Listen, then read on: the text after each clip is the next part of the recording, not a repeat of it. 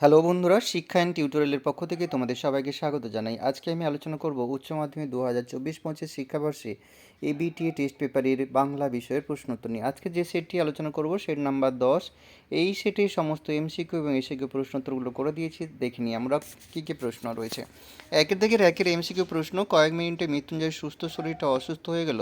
উত্তর হবে, প্রথমবার অনাহারে মৃত্যু দেখে সে প্রবল আঘাত পেয়েছিল। পরের প্রশ্ন, ভাত খাবে কাজ করবে এ কথা বলেছিল। উত্তর হবে বামুন ঠাকুর। পরের প্রশ্ন, নিখিল ভাবছিল বন্ধুকে বুঝিয়ে বলবে। উত্তর হবে এভাবে দেশের লোককে বাঁচানো যায় না। পরের প্রশ্ন, কি উৎসবকে বড় উতলা করে। উত্তর হবে ফুটন্ত ভাতের গন্ধ। পরের প্রশ্ন, থুতথুড়ে ভিখিরি বুড়ির গায়ে জড়ানো। উত্তর হবে চিটচিটে তুলোর কম্বল। পরের প্রশ্ন, সে কখনো করে না বঞ্চনা, কে কখনো বঞ্চনা করে না। উত্তর হবে কঠিন সত্য। পরের প্রশ্ন, শহরের অসুখ হাঁ করে কি খায়। উত্তর হবে সবুজ। পরের প্রশ্ন, নিহত ভাইয়ের শবদেহ দেখে নাই যদি হয় ক্রোধ। উত্তর হবে ক্রোধ। আচ্ছা, উষ্ণ লাল রংটি ছিল। উত্তর হবে হরিণের মাংসের। পরের প্রশ্ন, লাভ সিনে যে বাদ্যযন্ত্র ব্যবহৃত হয়েছিল। উত্তর হবে হারমোনিয়াম। পরের প্রশ্ন, a horse a horse my kingdom for a horse উদ্ধৃত সংলাপটি কোন নাটক থেকে নেওয়া। উত্তর হবে রিচার্ড দ্য থার্ড। পরের প্রশ্ন, রুশ দেশীয় এক বিখ্যাত চিত্র পরিচালক ছিলেন। উত্তর হবে আইজেনস্টাইন। পরের প্রশ্ন, কাবুকি থিয়েটার কোন দেশের। উত্তর হবে জাপান। পরের প্রশ্ন, রজনীকান্ত বাবু রামব্রিজকে কত টাকা বকশিশ দিয়েছিলেন। উত্তর হবে 3 টাকা। পরের প্রশ্ন, নানা রঙের দিন নাটকের চরিত্র আছে। উত্তর হবে 2টি। লাল দাগ করাটা কিন্তু নয়, সেটা ভুল আছে।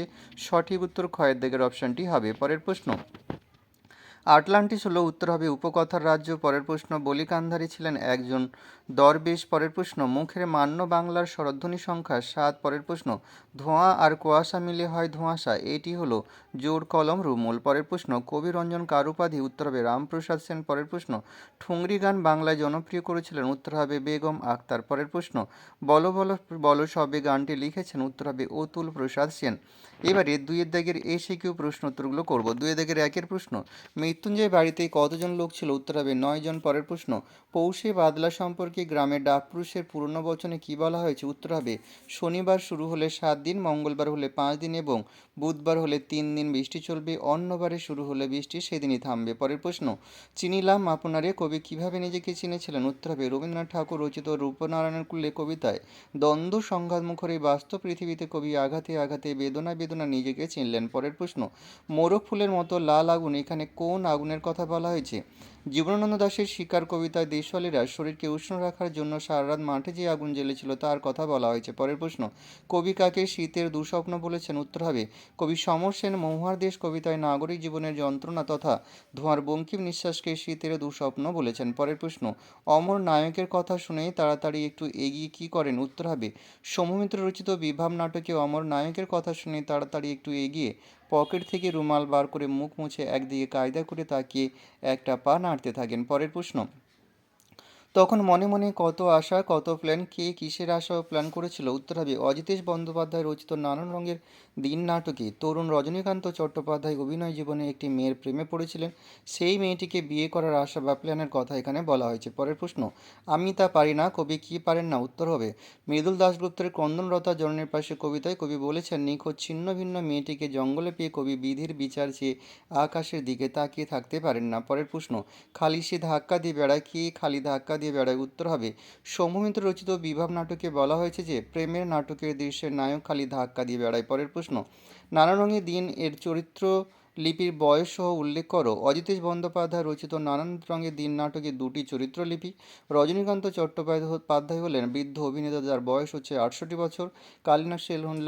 কালীনাথ সেন হলেন প্রমটার, তার বয়স হচ্ছে 60 বছর। পরের প্রশ্ন, যখন সমুদ্র তাকে খেলো সমুদ্র কি খেয়েছিল। উত্তর হবে ব্রেকটের অর্থাৎ বেটল ব্রেকটের পড়তে জানে এমন এক মজুরের প্রশ্ন কবিতা থেকে গৃহীত প্রশ্নধৃত অংশে উপকথার দ্বীপ আটলান্টিসের সমুদ্রে তলিয়ে যাওয়ার কথা উল্লেখ করে বলা হয়েছে যে তাকে সমুদ্র খেলো। পরের প্রশ্ন, জয় তরুণে ঠাসা কোন শহর। উত্তর হবে ব্রেটল ব্রেকটের রচিত পড়তে জানে এমন এক মজুরের প্রশ্ন কবিতায় আলোচ্য অংশে বলা হয়েছে যে রোম শহর ছিল জয় তরুণে ঠাসা।